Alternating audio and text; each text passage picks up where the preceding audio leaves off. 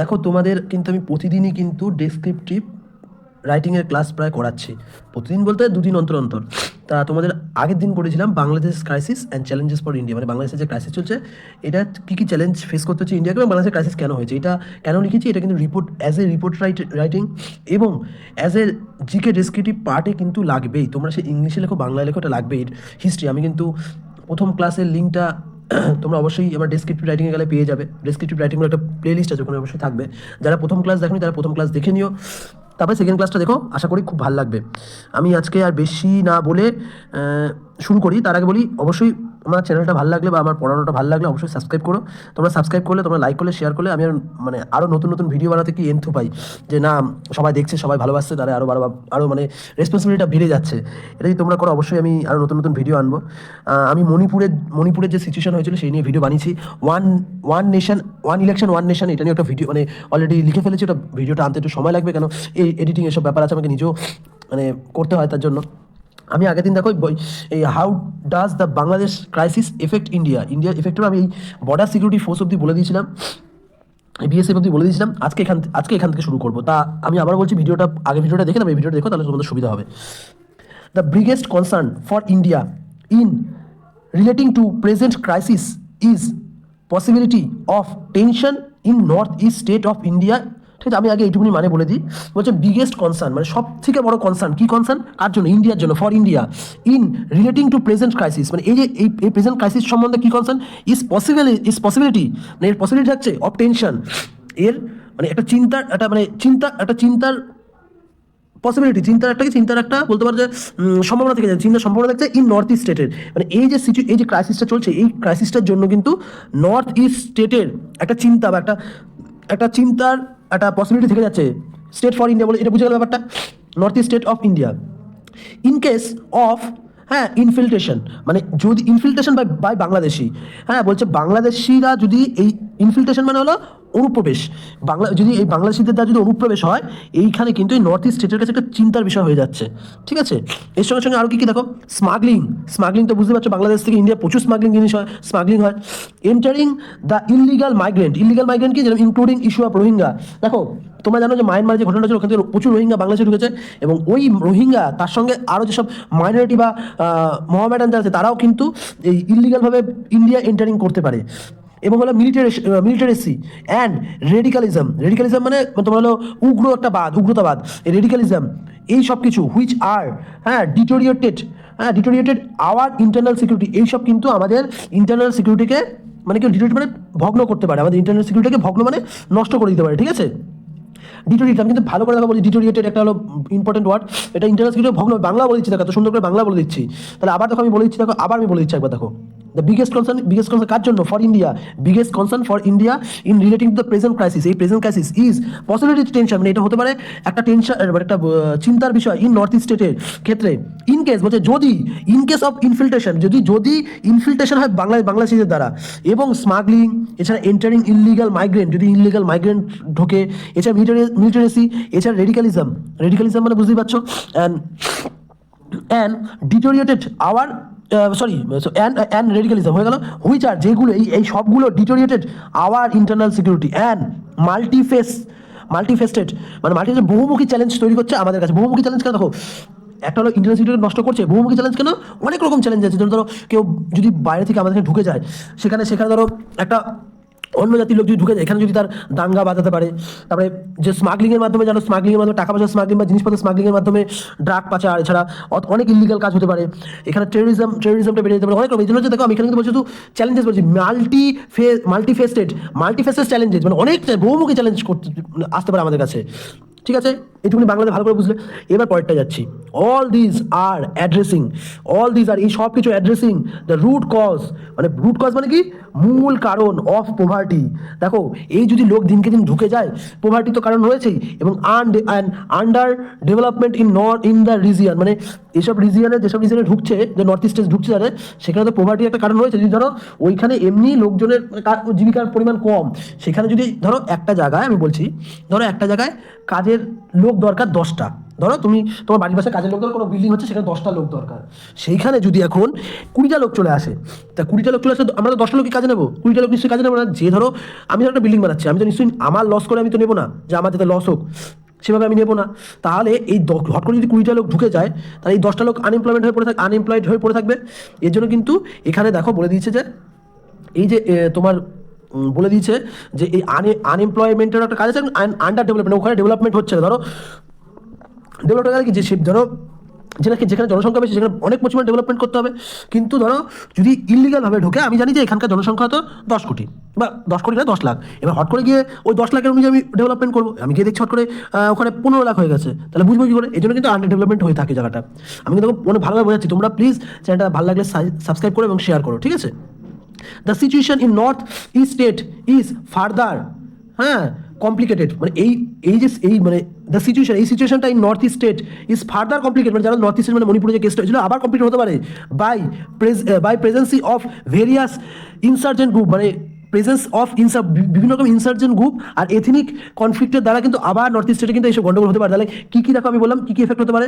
প্রথমে ইন্ডিয়া বন্ধুত্ব হারিয়ে ফেলেছে, সেখানে তো একটা বর্ডার, একটা ইন্ডিয়া বন্ধুত্ব হারিয়ে এমন একটা সিচুয়েশনে পড়ে গেছে, ইন্ডিয়াকে সবসময় ভাবতে হচ্ছে যে একদিকে ইন্টারন্যাশনাল যে কমিটমেন্ট করছে, ইন্টারন্যাশনাল অর্গানাইজেশন যে কমিটমেন্ট করছে সেটাও ঠিক রাখতে হবে, এবং বাংলাদেশের সঙ্গে বাইলেটারাল যে রিলেশন সেটাও ঠিক রাখতে হবে।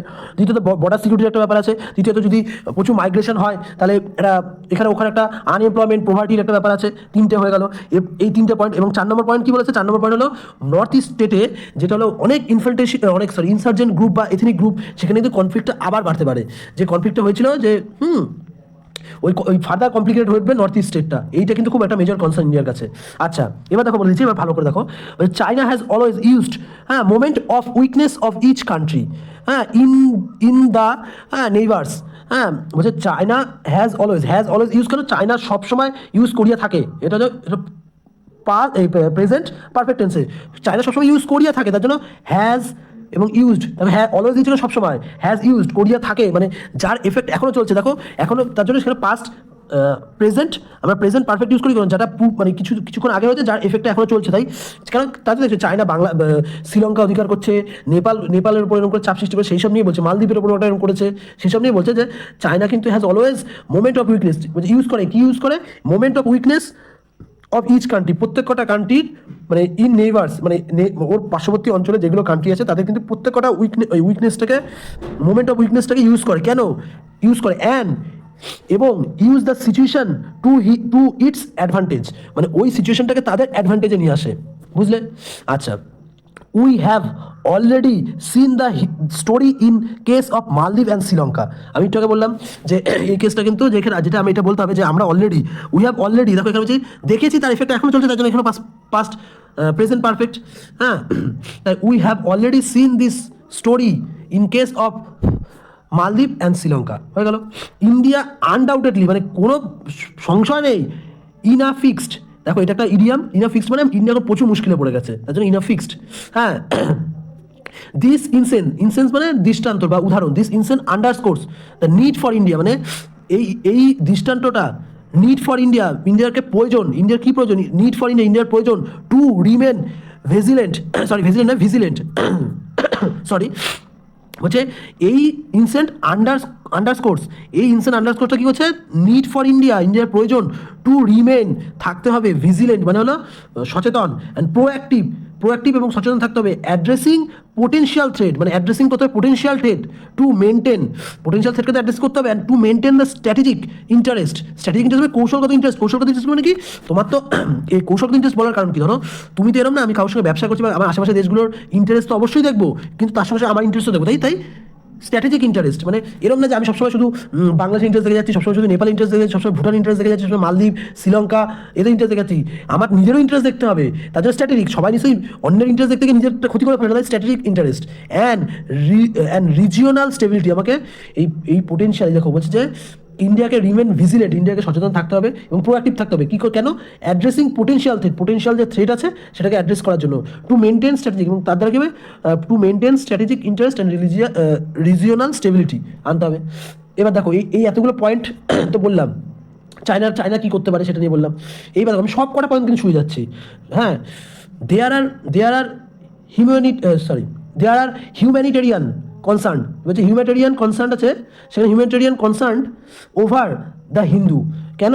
হিন্দুদের উপর যেন প্রচুর অত্যাচার হচ্ছে, সেই জন্য হিউম্যানিটেরিয়ান কনসার্নডে, হ্যাঁ বলছে ওভার হিন্দুদের উপর আনতে হবে দ্য মাইনরিটি কমিউনিটি। এবং শুধু হিন্দু না, মাইনরিটি কমিউনিটি মানে শুধু হিন্দু বোঝায় না, তারপরে যদি বুদ্ধিস্ট থাকে, জৈনিস্ট থাকে, সে সব কিছু বোঝায়, বা শিখ থাকে, সবাই বোঝায় মাইনরিটি কমিউনিটি ইন বাংলাদেশ, মানে এই বাংলাদেশের উপর, হ্যাঁ, হু আর অ্যালিজলি, মানে যারা অভিযুক্ত, মানে অ্যালিজলি যারা ফেস করছে ভায়োলেন্স ইন দ্য স্টেট, মানে যারা যারা ওখানে মাইনরিটি কমিউনিটি আছে, যারা ফেস করছে বাংলাদেশের ওই ভায়োলেন্সকে, তাদের প্রতি কিন্তু একটা কনসার্ন আনতে হবে, হ্যাঁ, মানবিক কনসার্ন আনতে হবে, এটা বলেছে। এবং দ্য ইন্ডিয়ান গভর্নমেন্ট, দেখো এবার দেখো কি ওখানে যে বাংলাদেশের পরিস্থিতি, যে মানে মাইনরিটির উপর যে অত্যাচার হচ্ছে, সেটা আমি বলে দিলাম, দেখো এখানে বলে দিলাম সুন্দর করে, ঠিক আছে। দেখো তাহলে আবার বলে দিচ্ছি, দেয়ার আর হিউম্যানিটেরিয়ান কনসার্ন, একটা মানবিক কনসার্ন ওভার হিন্দুদের উপর মানবিক কনসার্নটা মানে আছে, আনা উচিত।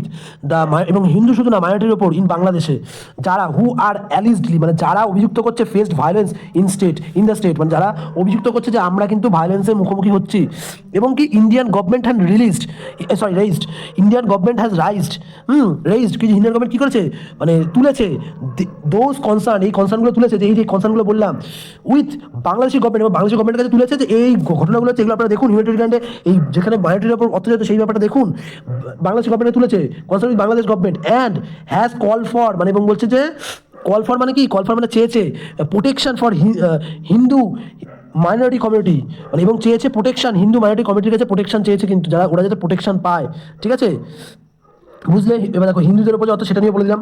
এইবার আসি, এতক্ষণ ধরে কিন্তু ইন্টারনাল সিকিউরিটি কার উপর কি অত্যাচার এবং চায়না কি করছে, এইবার আসি এতক্ষণ ধরে কিন্তু আমি পলিটিক্যাল পার্সপেক্ট বললাম, ইন্টারনাল সিকিউরিটি নিয়ে বললাম, তারপরে তোমার ধরো সোশ্যাল সিকিউরিটি, সোশ্যাল ব্যাপারটা নিয়ে বললাম। এবার আসি ইকোনমি, যে এবার বাংলাদেশের ঘটনা ইকোনমিতে কী কী ক্ষতি হতে পারে, মানে বাংলাদেশের ইকোনমি এবং ভারতের ক্ষেত্রে কি, ভারতের ইকোনমির ক্ষেত্রে কী কী হতে পারে। দেখো Bangladesh import nearly 2000 megawatt of electricity from India, now it's future is uncertain.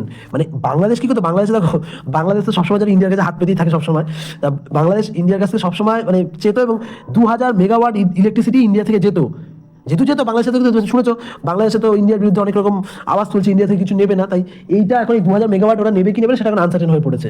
আচ্ছা, Bangladesh garment industry the second largest world, জানো বাংলাদেশ গার্মেন্টটা কিন্তু ইন্ডাস্ট্রিটা second largest in the world, বলছে হ্যাম্পার্ড অল, বলছে এইগুলো সব নষ্ট হয়ে গেছে ফর আপহেভেল, হ্যাঁ, পলিটিক্যাল আনরেস্ট, এই পলিটিক্যাল আনরেস্ট যে মানে উন্মুক্ত হয়েছে বা মানে উত্থান হয়েছে, তার জন্য কিন্তু এই মানে কি বলবো, এই লার্জেস্ট যে গার্মেন্ট ইন্ডাস্ট্রিটা নষ্ট হয়ে গেছে, মানে এটার সেই লার্জেস্ট গার্মেন্টস প্রচুর পরিমাণ বিভিন্ন দেশে বিদেশে মানে ইসে করতো, তোমার হলো ওই জামা কাপড় এক্সপোর্ট করতো, সেটা কিন্তু জামা কাপড় এক্সপোর্ট করে প্রচুর ফরেন কারেন্সি ওরা কিন্তু গেদার করতো বা রেমিটেন্স পেতো, সেটা কিন্তু এখন বন্ধ হয়ে গেছে। Bangladesh became India's leading trading partner, Bangladesh কিন্তু হয়ে উঠেছিল, বিকেম কেন, এখানে বিকেম মানে ছিল, বাংলাদেশ কিন্তু হয়েছিল Indian largest trading partner with USD, মানে ইউএসডি 13 বিলিয়ন ট্রেডিং পার্টনার, মানে বুঝতে পারছো কতটা ব্যবসা করতো in commerce under her rules. Her মানে কি, শেখ হাসিনার রুলের সময়, এখানে শেখ হাসিনার রুলসও দিতে পারো, আমি হার রুলস দিয়ে দিয়েছি, এটা শেখ হাসিনার রুলসও দিতে পারো। নাও কিন্তু এখন Bangladesh political unrest may pose মানে ঠেলেছে serious risk to Indian company. এটা কি হচ্ছে, কিন্তু এখন যে আনরেস্ট সিচুয়েশনটা, এটা কিন্তু ইন্ডিয়ান কোম্পানিকে কি করেছে, হ্যাঁ, ইন্ডিয়ান কোম্পানিতে কিন্তু pose serious risks to Indian company and investor, মানে যারা প্রচুর ইনভেস্ট করতো এই মানে ব্যবসা বাণিজ্য বা যে কোনো কিছুর উপর, সেটা কিন্তু আনসার্টেনে ফেলে দিয়েছে যে কী করবো, এবার রিক্সে ফেলে দিয়েছে, যদি বাংলাদেশ এখন ইনভেস্ট করে সেই টাকাটা পুরো জলে চলে যাবে, তাই এটাও বলে দিলাম। দেখো ঠিক আছে, বলছে India has provided USD 8 billion USD, হ্যাঁ, ইন লোন দিয়েছিল সিন্স 2016 সাল থেকে বাংলাদেশকে লোন দিয়েছিল for number of road rail and port project, মানে বাংলাদেশের বিভিন্ন রেল সিস্টেম এবং কী বলবো রোড সিস্টেম এবং পোর্ট মানে বুঝে পোর্ট দিয়ে যে এসব সব কিছু ভারত লোন দিয়েছিল, সেটা তো এখন মানে হয়ে গেল, লোনটা হয়ে গেল, কী হবে কেউ বলতে পারছে না। বাট দিস ক্রুশিয়াল লিঙ্ক, মানে এইসব crucial link could be disrupted, মানে এইসব কিন্তু ডিসরাপ্টেড মানে ব্যাহত হয়েছে, এই যে লোন মানে এই যে প্রসেসগুলো কিন্তু crucial link could be disrupted, মানে ব্যাহত হতে পারে বাই প্রেজেন্ট, মানে এখানে ব্যাহত হতে পারে, হ্যাঁ, could be disrupted by present political upheaval in Bangladesh. এই পলিটিক্যাল যে আনরেস্ট হয়েছে এর জন্য কিন্তু এইসব পরিস্থিতিগুলো ব্যাঘ্র হতে, ডিসরাপ্টেড মানে ব্যাঘ্র হওয়া, হ্যাঁ, which could development and put, বলছে যেইটি হুইচ কুড করেছে কুড ডেভেলপমেন্ট, এটা could development and put agreement, মানে এগ্রিমেন্ট এবং ডেভেলপমেন্টকে কি হচ্ছে ইন জেপেটি মানে বিপদে ফেলে দিয়েছে।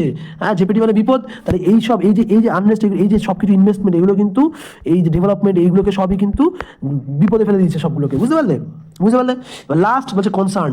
এবার আমাকে কনক্লুশন আসতে হবে, কনসার্ন না, কনক্লুশন আসতে হবে। দেখো কনক্লুশনে কি বলেছে, এতক্ষণ ধরে কি কি এফেক্ট করেছে বললাম, এবার কনক্লুশন আসতে হবে। বলছে India must navigate this challenges. India কিন্তু অবশ্যই এটাকে নেভিগেট মানে দিক দিতে হবে এই চ্যালেঞ্জেসকে, ওয়াইল কি হচ্ছে, ওয়াইল মেনটেনিং এ ব্যালেন্স, মানে মেনটেনিং এ ব্যালেন্স অ্যাপ্রোচ, মানে ইন্ডিয়াকে অবশ্যই চ্যালেঞ্জকে ফেস করতে হবে, কিন্তু কি হবে এরকম করে না যে ও যা ইচ্ছা করুক, আমাদের কাছে সব শক্তি আছে, আমাদের কাছে ডিফেন্স আছে, আমাদের কাছে মানে স্থলসেনা, বায়ুসেনা এবং জলসেনা সব ওদের থেকে বেশি, আমরা যা ইচ্ছা ওরকম করে না। বলছে মেনটেনিং এ ব্যালেন্স অ্যাপ্রোচ, একটা ব্যালেন্স অ্যাপ্রোচ মানে বাংলাদেশের সম্পর্ক খারাপ করলে হবে না, বাংলাদেশের সম্পর্ক খারাপ করে দিয়ে চায়না এসে ধরে নেবে।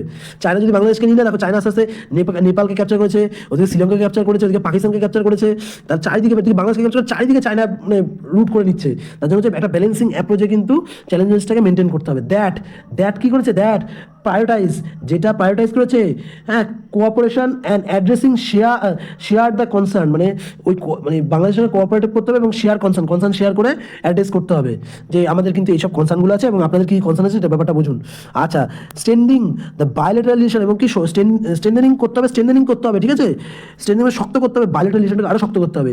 Promote economical growth. দেখো আমরা বলছি যে বাংলাদেশকে এত ইকোনমিক্যাল গ্রোথের দিকে এত মানে বলছি কেন, দেখো বাংলাদেশ এমন একটা কান্ট্রি না, বাংলাদেশ কিন্তু নর্থ আমাদের যে বলো নর্থ না, আমাদের যে সাউথ ইস্ট যে কান্ট্রিগুলো আছে, মানে ইন্দোনেশিয়া, মায়ানমার কেন বলছি, ইন্দোনেশিয়া, তোমার হলো থাইল্যান্ড, মানে সিঙ্গাপুর, হ্যাঁ, মালয়েশিয়া, এইসব কান্ট্রিগুলোর সঙ্গে কিন্তু একটা মেজর পার্ট, মানে বাংলাদেশের সঙ্গে যোগাযোগ রাখা সহজেই কিন্তু ওই সব দেশগুলোতে যাওয়া যায়।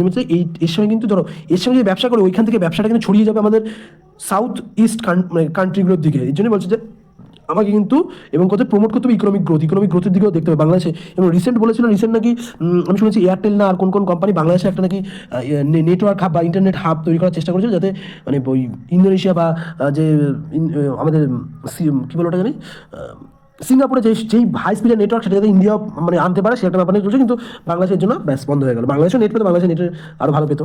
আচ্ছা ছাড়ো, ওই কথা ছাড়ো। অ্যান্ড অ্যাড্রেসিং হিস্টোরিক্যাল ইস্যু, এবং অ্যাড্রেস করতে হবে historical issue are crucial for ensuring a stable and prosperous future for both country, এবং অ্যাড্রেস করতে হবে হিস্টোরিক্যাল ইস্যু, যে মানে আমাদের কি যে পূর্ববর্তী যে একটা মানে সম্পর্ক ছিল, হিস্টোরিক্যাল ইস্যু মানে পূর্ববর্তী যে সম্পর্ক ছিল। দেখো আমাদের সঙ্গে বাংলাদেশের একটা পূর্ববর্তী ভালো সম্পর্ক ছিল, বাংলাদেশকে আমরা মুক্তি যুদ্ধে হেল্প করেছি, এছাড়া বাংলাদেশকে যে আমরা তিস্তা চুক্তি হয়েছে, সেখানে জল পাচ্ছে, এইসব নিয়ে পূর্ব যে হিস্ট্রি আছে সেগুলো হচ্ছে যে অ্যাড্রেসিং করতে হবে হিস্ট্রিক্যাল ইস্যু, হ্যাঁ, আর ক্রুশিয়াল, মানে যেটা হলো ক্রুশিয়াল হিস্ট্রিক্যাল ইস্যুটা করতে হবে, addressing historical issue are crucial for ensuring a stable, একটা স্টেবল মানে কি, স্টেবল মানে কি, মানে সুস্থির এবং প্রসপারাস মানে একটা ভালো বা সুন্দর ফিউচার, সুন্দর ভবিষ্যৎ ফর বোথ কান্ট্রি, দুটো কান্ট্রির জন্য। শুধু বাংলাদেশে ভালো হলে তো হবে না, মানে বাংলাদেশের সঙ্গে ইন্ডিয়ার ভালো হওয়ার সঙ্গে বাংলাদেশে ভালো করতে হবে। এইটা কিন্তু তোমরা দেখো প্রায় আজকে শেষ হয়ে গেল বাংলাদেশের এই রিপোর্ট রাইটিং বলতে পারো বা জিকে ডিসক্রিপটিভ, এটা শেষ হয়ে গেল আজকে, আর নেই পার্ট। এরপরে আমি আনবো মণিপুর। হ্যাঁ, এরপরে আমি মণিপুর। যদি কারোর কোনো কনসার্ন থাকে, কারোর যদি কোনো ডাউট থাকে, কারোর যদি কোনো ইনকোয়ারি থাকে, তোমরা অবশ্যই আমাকে কমেন্টে জানাতে পারো। আমি অবশ্যই তোমাদের কমেন্টে উত্তর দেবো। আর ভালো লাগলে অবশ্যই সাবস্ক্রাইব করো, শেয়ার করো। ওকে, বাই।